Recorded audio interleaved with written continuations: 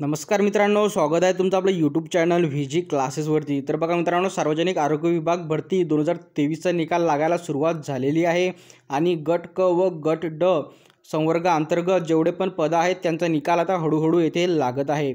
परंतु मित्रांनो बघा, त्यासोबतच जे आहे काल निकाल लागला तेव्हापासून खूप सारे विद्यार्थ्यांच्या कमेंट बघा आपल्याला रिसीव्ह होत आहेत आपल्या यूट्यूब चॅनलवरती की सर आम्हाला कमी मार्क्स आहेत तर आमचं त्यामध्ये सिलेक्शन होणार का।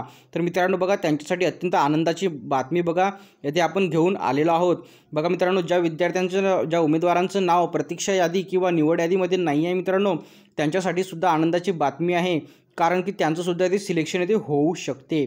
तर बघा, या संदर्भात महत्त्वाची अपडेट आपण घेणार आहोत। तर पहा, सुरू करूया आजचा आपला व्हिडिओ। परंतु त्या अगोदर जर तुम्ही आपल्या टेलिग्राम चॅनलला जर जॉईन केलं नसेल तर जॉईन करून घ्या, कारण आपण आपल्या टेलिग्राम चॅनलवरती ज्या सरळ सेवा भरती संदर्भात महत्त्वाचे अपडेट जे असतात ते देत असतो। टेलिग्राम चॅनलची लिंक व्हिडिओच्या डिस्क्रिप्शनमध्ये दिलेली आहे।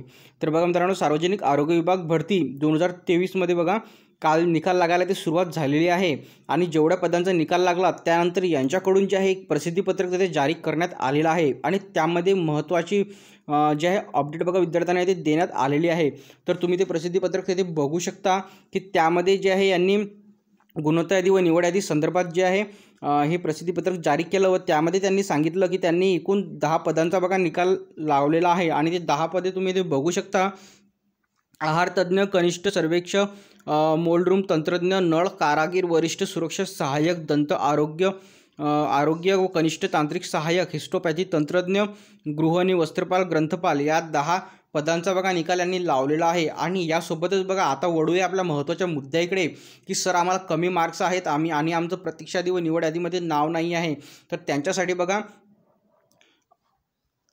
महत्त्वाचा मुद्दा बघा, मुद्दा क्रमांक 2 मध्ये तुम्ही बघू शकता की बघा प्रस्तुत अंतरिम निवड यादी व प्रतीक्षा यादी 1:2 याप्रमाणे जे आहे प्रतीक्षा यादीवर उमेदवार घेण्यात आले असून सदरील तिन्ही उमेदवार कोणत्याही कारणास्तव नियुक्तीस अपात्र ठरल्यास गुणानुक्रमे प्राप्त गुणांच्या यादीतून पुढील उमेदवारांचा विचार करण्यात येईल।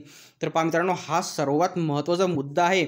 ज्या विद्यार्थ्यांचं नाव बघा इथे यामध्ये निवड यादी व प्रतीक्षा यादीमध्ये नाही आहेत त्यांच्यासाठी, कारण की बघा निवड यादी आणि प्रतीक्षा यादीमध्ये जे पण विद्यार्थी बोलवण्यात येतील काही कारणास्तव जर त्यांची नियुक्ती अपात्र ठरली तर त्यानंतर गुणवत्ता यादीमध्ये ज्यांचं नाव आहे त्यांना तिथे संधी तिथे देण्यात येईल। हा सर्वात महत्त्वाचा आणि इम्पॉर्टंट मुद्दा आहे मित्रांनो। यामध्ये तुम्ही ते बघू शकता की यांनी यादी काय म्हटलं की निवड यादी व प्रतीक्षा यादीमध्ये 1:2 म्हणजे बघा निवड यादीमध्ये जर एक विद्यार्थी आहे तर वेटिंग लिस्टमध्ये त्याच्या जागेवर म्हणजे तिथे 2 विद्यार्थी आहेत।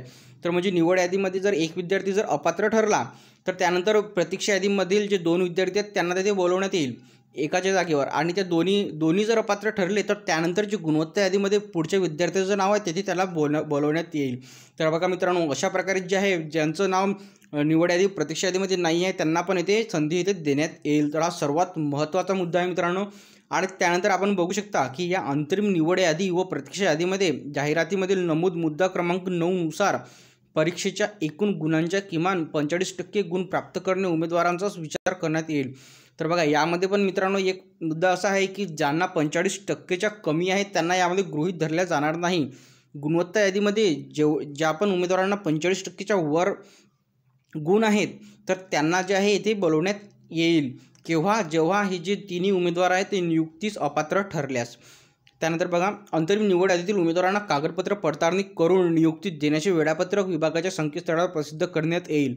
तर बघा, जे पण निवड यादीमधील उमेदवार आहेत त्यांच्या कागदपत्र पडताळणी संदर्भात लवकरच आपल्याला जे आहे ते वेळापत्रक संकेतस्थळावर प्रसिद्ध करण्यात येईल।